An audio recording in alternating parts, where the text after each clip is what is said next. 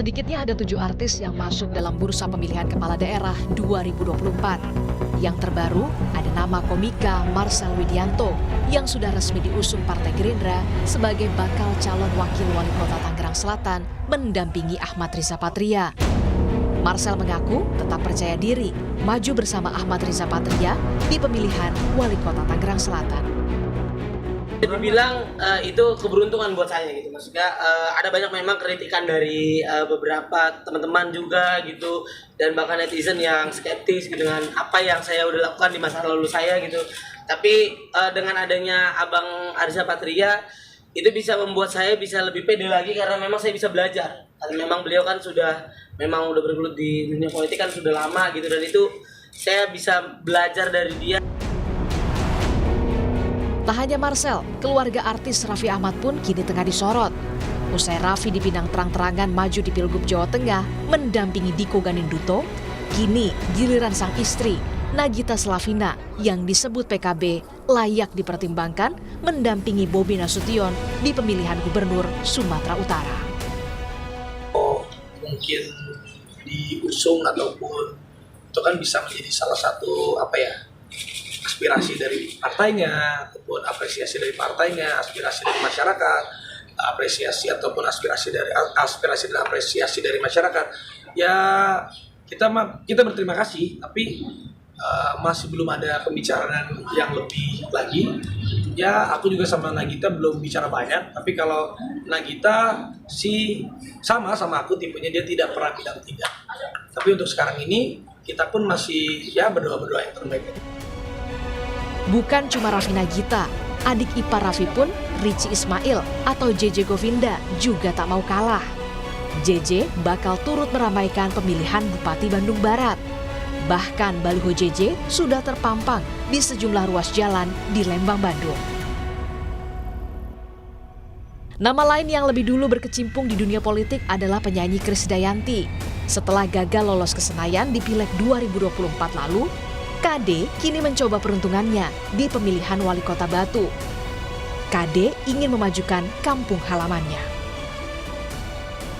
Dorongan dari bawah, dari masyarakat Kota Batu ini, baik itu relawan atau masyarakat, bukan sebetulnya mekanisme partai menjadikan itu sebagai dorongan penugasan untuk menjadi seorang calon kepala daerah. Jadi saya juga sudah beberapa elit yang sudah saya temui, tentunya saya hanya menyampaikan bahwa dorongan masyarakat yang mendorong saya untuk insya Allah bisa melanjutkan estafet dari pemimpin-pemimpin sebelumnya. Nggak ada yang nggak mau kotanya maju, nggak ada yang nggak mau kotanya sukses dan lebih berdampak dan lebih terdengar secara nasional. Di jajaran artis lain ada nama Desi Ratnasari. Desi dimajukan partainya untuk mengikuti pemilihan gubernur Jawa Barat. Sementara pentolan band Dewa 19 Ahmad Dhani di Pilkada Surabaya. Lalu, benarkah ini strategi partai politik untuk mendulang suara kilat di Pilkada bulan November mendatang di tengah singkatnya masa kampanye? Tentu publik berharap artis yang maju di Pilkada tak hanya berbekal populer semata, namun harus diimbangi kapabilitas memimpin daerahnya. Tim Liputan, Kompas TV. Berbekal popularitas dari sosok artis, selebritas tampaknya dimanfaatkan untuk bisa mendongkrak suara di pilkada, terlebih masa kampanye yang dinilai cukup singkat. Kita bahas lebih lengkap bersama dengan Direktur Lembaga Survei Indonesia LSI, Jayadi Hanan. Mas Jayadi, halo, selamat sore, apa kabar? Halo Medok. Terima kasih sudah meluangkan waktu untuk Rumah Pemilu. Mas Jayadi, jadi mengusung artis ini jadi strategi parpol untuk bisa mendongkrak suara di tengah masa kampanye yang singkat, atau hanya untuk mendulang suara, mengumpulkan suara vote getter menurut Anda? Ya, itu saya kira tujuannya itu, tapi belum tentu itu bisa tercapai. Kenapa? Karena artis kan baru punya, kalau artisnya baru masuk dunia politik itu baru punya satu modal, yaitu popularitas. Nah, popularitas itu bisa jadi modal kalau dia disertai dengan ketokohan. Ketokohan itu artinya apakah dia punya hubungan emosional dan psikologis dengan masyarakat. Nah, kalau pilkada itu ketokohannya harus bersifat lokal. Jadi seorang artis terkenal di tingkat nasional, tapi tidak dikenal dan tidak punya hubungan emosional psikologis dengan masyarakat di tingkat lokal, sulit untuk menang. Nah, saya kasih contoh ya. Ada 2 contoh besar nih. Di pemilu 2024 lalu ada sekitar 73 kalau nggak salah artis yang maju kan. Nah, di antara 73 itu, menurut catatan kalau kita lihat di media sementara ini, hanya 22 yang berhasil lolos ke Senayan, itu DPR. DPR, oke. Iya, di antara 22 itu lebih dari separuhnya, 12 orang, itu terpilih adalah artis-artis yang sebelumnya sudah berada di dunia politik. Misalnya seperti Dede Yusuf, ya, Primus Yustisio, Eko Pratrio, dan sebagainya. Mereka sudah berada di situ sebelumnya, gitu. Ada beberapa yang memang baru seperti Once Markel, tapi jarang yang begitu. Artinya artis kalau hanya modal popularitas saja, itu nggak kemungkinan terpilihnya cuma Harus ada faktor ketokohan ya, terutama untuk pilkada harus lebih lokal gitu, tokoh lokal. Betul. Nah, contoh lain ya, di 2020 lalu kan pilkada terakhir itu 2020 ya. Ada 7 artis yang bertarung tuh. Hanya 3 yang jadi. 1 jadi bupati, 2 jadi wakil. Ya, itu kalau nggak salah namanya Gunawan, lalu ada Luki Hakim di Cirebon. Lalu ada Ada Pasha Ungu juga pernah jadi wakil wali kota ya? Itu sebelumnya. Jadi di pemilu di 2019 lalu ada 93 artis yang bertarung, hanya 14 orang yang jadi. Jadi anggapan bahwa menjagokan artis itu akan serta-merta membantu partai atau calon untuk memperoleh mendulang suara itu belum tentu kebenarannya kalau dia hanya mengandalkan popularitas. Oke. Kalau misalnya strategi untuk mengusung artis ini, tadi kan Anda bilang dengan contoh ya, tadi untuk nyalek ada beberapa yang bisa maju, seperti adiknya Raffi Ahmad kemarin di 2024, ternyata kan nggak cuma modal popularitas begitu ya, tapi juga ada modal faktor ketokohan. Anda lihat strategi ini masih kurang efektif begitu, kalau untuk pilkada, kan tadi udah DPR tuh kita bahas. Kalau artisnya itu adalah artis yang sudah punya pengalaman di politik, itu pantas untuk dicoba. Misalnya kalau misalnya Desi Ratnasari kan selama ini jadi anggota DPR, cukup dikenal. Eko Patrio, lalu siapa lagi? Tommy Kurniawan atau siapa yang sudah pernah punya pengalaman, itu pantas dicoba. Karena mereka sudah punya 2 modal paling tidak. Modal popularitas dan modal pengalaman politik, serta kemungkinan mereka sering ke dapilnya kan atau ke daerahnya. Jadi dia punya paling tidak basis suara di wilayah-wilayah atau lokalitas masing-masing tempat dia bertarung. Kalau tidak, ujuk-ujuk misalnya, coba itu lihat Raffi Ahmad. Raffi Ahmad kurang terkenal apa kan? Tapi di Jawa Tengah, cuman baru dapat 6%, kalah dari Kapolda tuh. Betul. Bahkan kalah dari Bambang Wuryanto, ya kan? Jadi Raffi Ahmad kurang terkenal apa? Mungkin keterkenalan Pak Jokowi. Tapi kalau bicara elektabilitas itu kan berbeda, karena harus ada rebranding itu. Seorang artis itu harus rebranding dirinya menjadi politisi kan. Nah, itu perlu waktu. Nah, pertanyaannya, waktu cukup sekarang? Karena kan tinggal 4 bulan. Waktu yang singkat. Apa jangan-jangan artis ini hanya digunakan sebagai gimmick? Kalau untuk jadi, ya bisa jadi gimmick. Tapi kalau untuk jadi gimmick, ngapain dicalonkan? Kan kalau jadi gimmick, jadi ini aja, jadi tim sukses misalnya, endorser, itu untuk gimmick. Kalau untuk pencalonan kan lain. Sebetulnya mungkin ada modal lain yang dimiliki artis, modal logistik mungkin, ya. Tapi ya tidak banyak artis yang punya modal logistik kuat seperti Raffi Ahmad misalnya. Kalau Marcel mungkin modal logistiknya masih kecil. Ya. Kalau Marcel mau nyalon di Tangerang kan.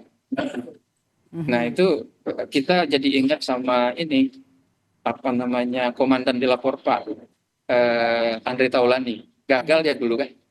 Gitu. Jadi tingkat popularitasnya padahal lebih tinggi ya. Ya betul. Jadi nggak cuma faktor popularitas untuk artis bisa maju sebagai kepala daerah begitu ya, calon kepala daerah. Ya, kalau dia sudah punya pengalaman politik, misalnya 1 atau 2 kali di DPR gitu ya, atau DPRD, lalu kemudian dia sering ke lokalitas, ke daerah di mana dia akan calon, dia punya ketokohan di tingkat lokal, punya basis. punya kedekatan emosional psikologis dengan masyarakat. Itu layak untuk diajukan. Oke, Mas Jayadi, kalau gitu gimana Anda melihat pengkaderan parpol untuk mencetak pemimpin kalau sampai artis juga yang kemudian digaet setiap pileg, setiap pilkada, setiap gelaran pemilu? Saya dari segi jumlahnya kan kalau di pilkada 2020 cuma 7 ya. Sekarang itu kan belum nyampe 10 kan? Jumlahnya nggak terlalu banyak. Di pileg DPR kemarin ada 73 orang dari ribuan ya calon. Jadi sebetulnya dari segi jumlah caleg artis itu tidak mendominasi. Tapi memang ada pertanyaan soal kalau partai hanya mengandalkan artis, bagaimana dengan pengkaderan?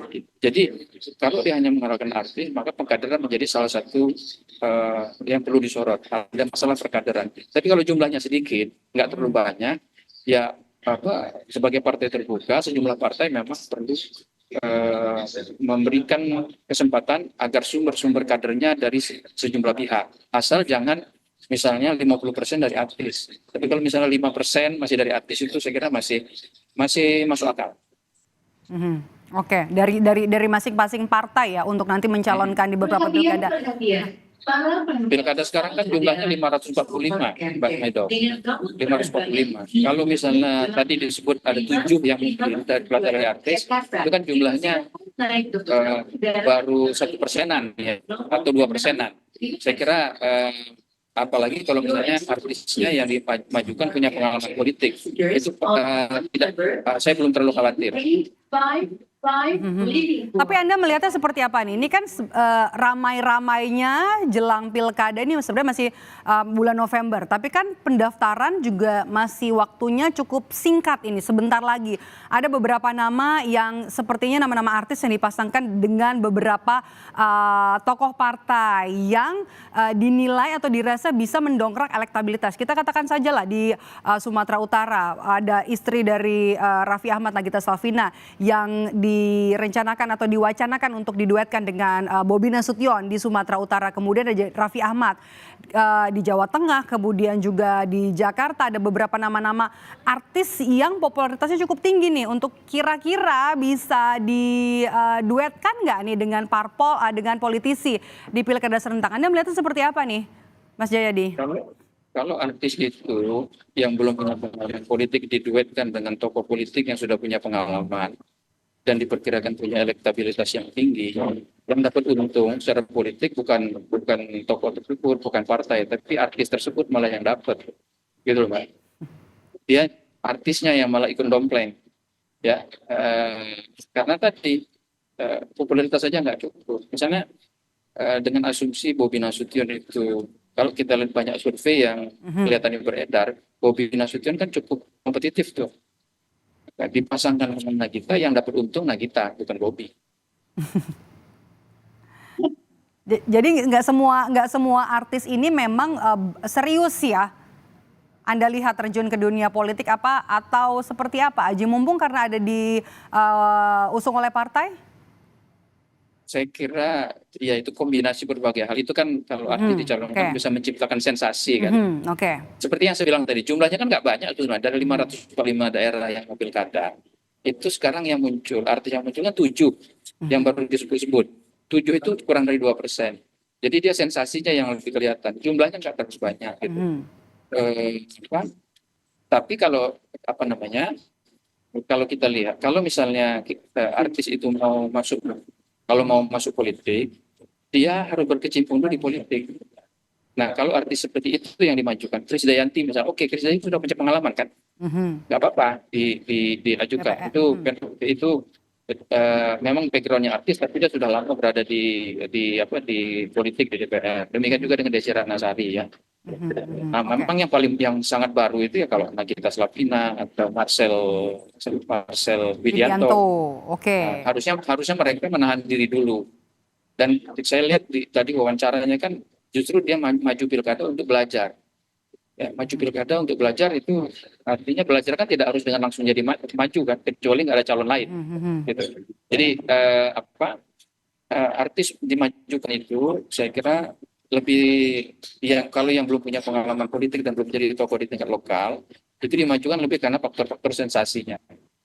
Faktor sensasinya. Kalau gitu, apa yang harus dilakukan oleh partai politik? Gimana nih partai politik bisa meyakinkan publik kalau sosok artis yang mereka usung di pilkada ini memang kompeten, bukan hanya sekedar sebagai vote getter? Ya, masukkan dulu, kasih dia kesempatan dulu untuk belajar. Misalnya jadi anggota DPRD dulu, atau jadi anggota DPR dulu, atau magang dulu di partai dan sebagainya. Itu yang lebih tepat. Apa namanya, artis seperti Dede Yusuf misalnya, itu sudah berapa? 2 periode, 3 periode jadi DPR. Kalau itu sudah layak, dia sudah politisi, bukan hanya artis. Jadi kasih dia tempat untuk berlatih terlebih dahulu sebelum maju ke posisi-posisi sangat penting dan strategis seperti gubernur, wakil gubernur, atau bupati, wakil bupati, atau wali kota dan wakil wali kota. Itu kan posisi sangat strategis di tingkat lokal masing-masing. Itu tidak boleh main-main. Oke, tapi Mas Jayadi kalau melihat ya, ini kan pilkada serentak, daerahnya juga cukup banyak, sementara mungkin partai kurang untuk pengkaderan nanti maju di pilkada. Dan perlu juga untuk bisa mendulang suara. Kalau memang tetap harus mengusung artis untuk bisa menjadi vote getter, apa yang perlu diperhatikan oleh partai politik menurut Anda? Catatannya apa? Harus perencanaannya harus jangka panjang gitu. Kalau mau nyalonin artis, ya itu jangka panjang. Jangan ujuk-ujuk gitu, itu satu. Yang kedua memang ada problem di proses pencalonan kita. Bayangkan kita kan baru selesai pemilu legislatif ya. Itu banyak caleg-caleg terpilih itu potensial juga jadi bupati atau jadi kepala daerah atau wakil kepala daerah. Tapi peraturan yang ada mengatakan mereka harus mundur. Kan jadi mereka harus berhitung, akibatnya partai seringkali sulit mencari calon. Ada calonnya sudah terpilih jadi anggota DPR atau DPRD. Tapi kalau dia nyalon bupati, wali kota, atau kepala daerah, wakil kepala daerah, dia yang baru terpilih sebagai anggota DPR atau DPRD itu harus mundur.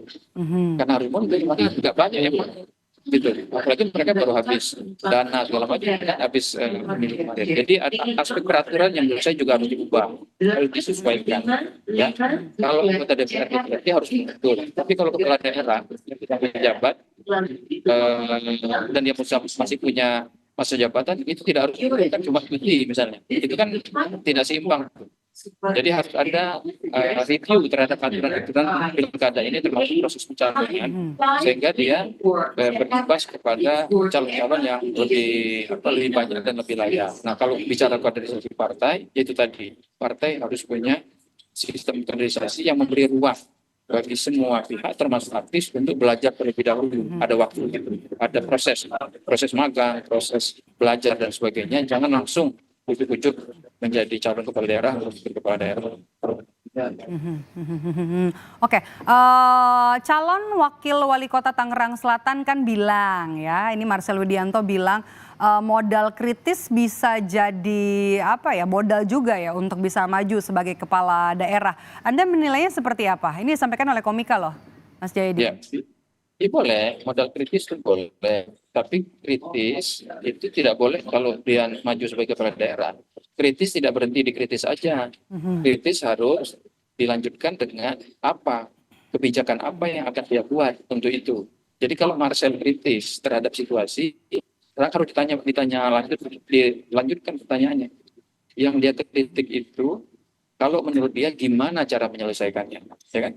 Kalau dia jadi wakil wali kota, kebijakan apa yang akan dia menawarkan solusi begitu ya? Iya begitu. Kalau dia cuma komika saja atau seperti saya aktivis pengamat, kan cukup kritik aja, ya kan? Tapi kalau menjadi pengambil kebijakan harus ada dong kebijakannya. Gimana cara melaksanakannya, gimana cara memperoleh uangnya, gimana cara memperoleh dukungan untuk pelaksanaan kebijakan itu. Apakah kebijakan itu siap diadu dengan kebijakan lain dan sebagainya. Jadi masih banyak. Jadi kritik aja nggak cukup. Kritik aja nggak cukup, kaderisasi dari partai politik untuk bisa menyiapkan calon-calon yang akan disiapkan oleh partai maju di pilkada. Ini juga jadi catatan penting ya untuk masing-masing partai politik. Jangan selalu mengusung artis untuk menjadi vote getter di setiap gelaran pemilu. Terima kasih sudah bergabung bersama kami, Direktur Eksekutif dari LSI, Mas Jayadi Hanan. Sehat selalu, Mas Jayadi. Terima kasih, Maido.